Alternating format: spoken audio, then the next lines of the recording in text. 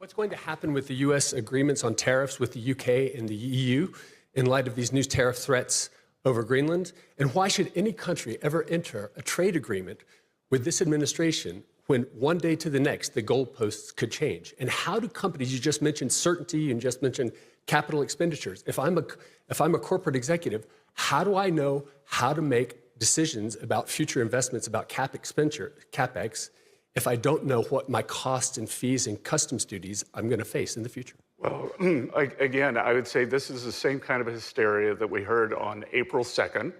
There was a panic.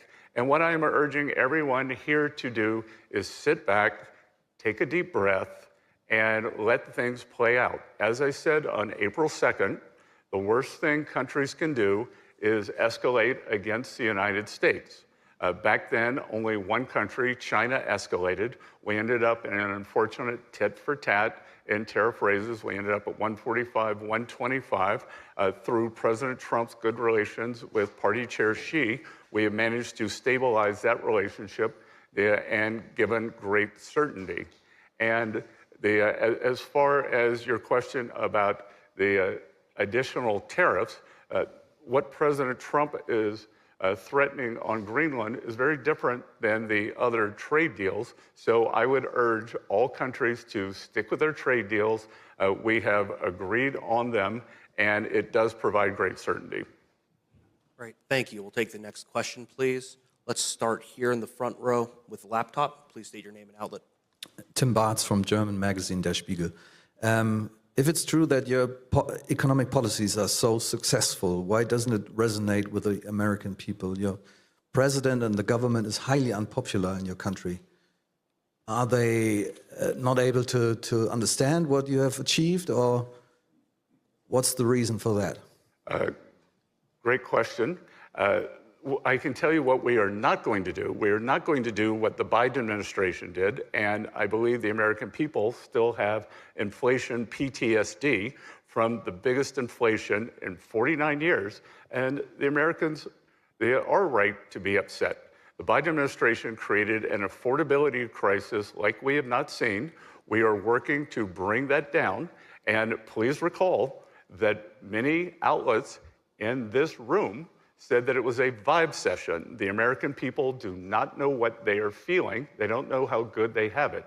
What I believe is that the policies will take root and that we are going to see a very, very strong economy this year.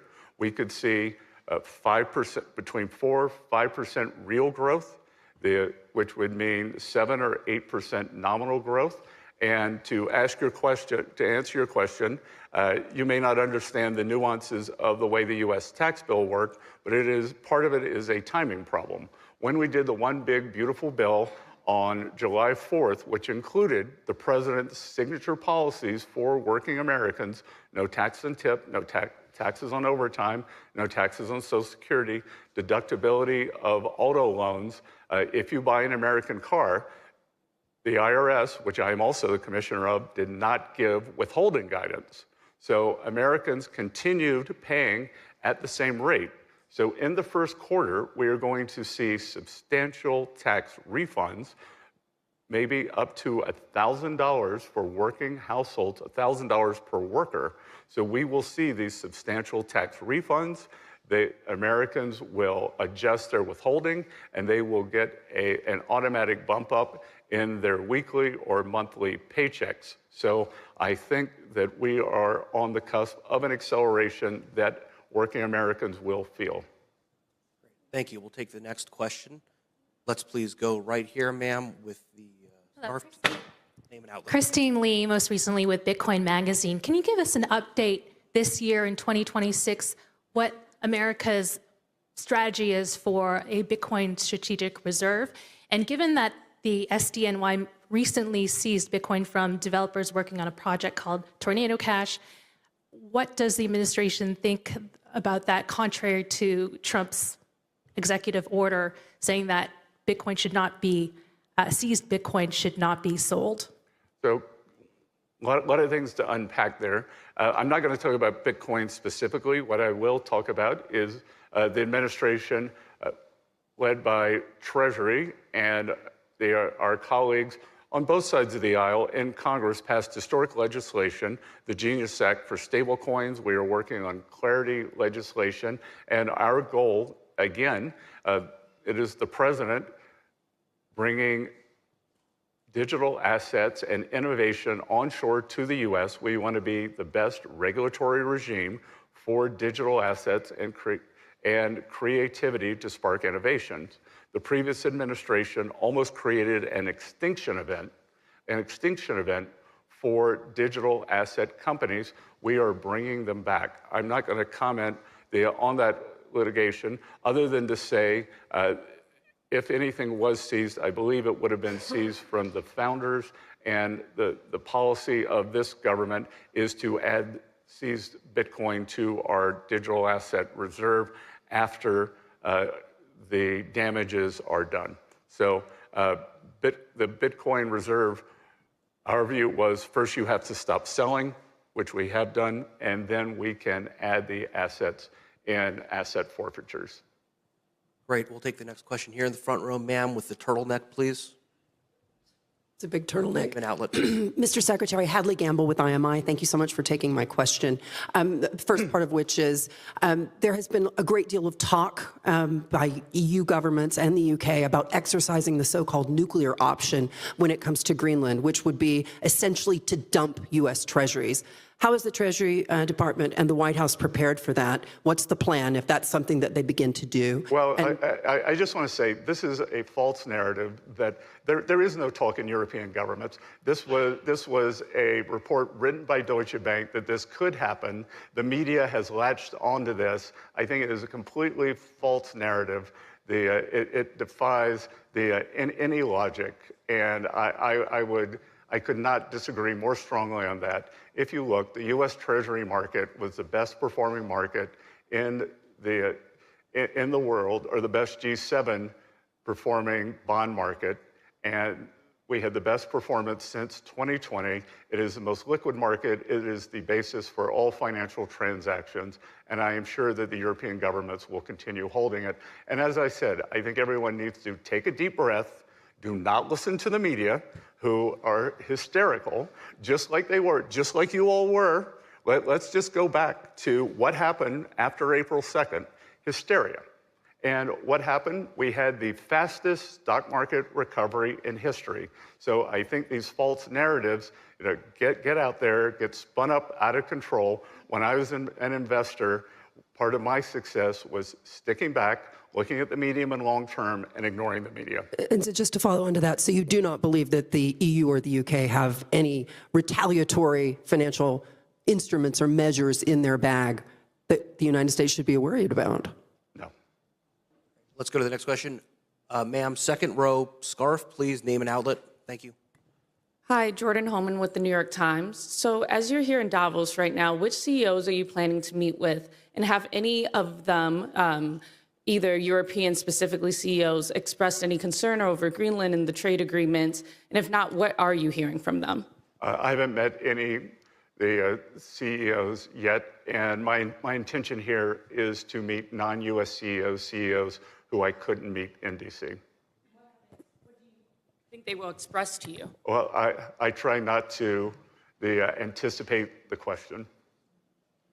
Great, thanks. Let's go right here in the middle. But I will give them the same message I just gave you all, that take a deep breath and let this play out. Do not listen to the media hysteria. Thank you, Mr. Bessent, and I'm the journalist from China Media Group. I want to ask that the FED said 37% of U.S. adults can't cover a $400 emergency. What do you think of it? And some calls list the Q line or Alice line for U.S. people, and the Q line is mainly for it's used to describe the fragility of American household of finance. Unexpected expense is enough to plunge the middle class into the financial ruin. So what's your opinion of it? Again, if we look back to President Trump's first term, hourly workers did better than supervisory workers. The bottom 50% of households had their net worth increase faster than the top 10%. And as I said, I believe that the households that you're describing there will be receiving substantial tax refunds. And again, as you said, many people have said to me, oh, so what's $1,000? That, as you said, to these households, $1,000 is a substantial fill-up. They can put it toward savings, or they could pay it on debt. As I said, the Biden administration torched the financial standing of these households. The average CPI, PCE increase was 22 or 23%. But for these households, which had a different bundle of goods and services than the indices, their costs, whether it was groceries, autos, rent, went up between 35 and 37%, and we are working every day to get those costs down. Q line. So do you think there is Q line exists in the U.S.? I can't. Do you think the Q line for people that have meeting a huge expense, let's make from middle class to financial rule exists in U.S.? All right, let's move to the next question, I don't please. understand the question. I'm not sure you do either. Guys, just so we know, we're at a 5-minute warning, so we got to keep moving. We have time for 1 or 2 more questions. Right behind the gentleman with the blazer with his hand up, please. Thank you. Thank you for the floor. Raphael Swallen with the Swiss News Agency. I have a question on trade with Switzerland. Do you plan to start a negotiation for an agreement this week? And do you have meeting plans with Swiss officials? Thank you.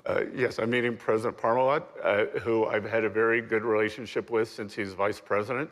I think he is a very seasoned trade hand. I think he's very experienced on finance, and the Swiss-U.S. trade agreement is well along the road and progressing very well.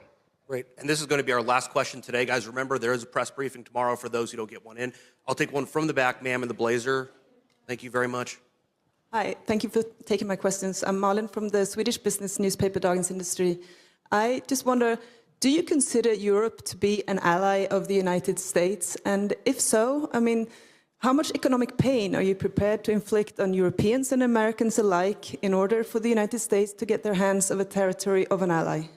Again, I think that question is a miss of the false alternative. You're once again going to the farthest point, a maximalist position, that we are in the middle of President Trump's policies. And of course, Europe is an ally. The U.S. NATO membership is unquestioned. We are partners in trying to stop this tragic war between Russia and Ukraine. But that does not mean that we cannot have disagreements on the future of Greenland.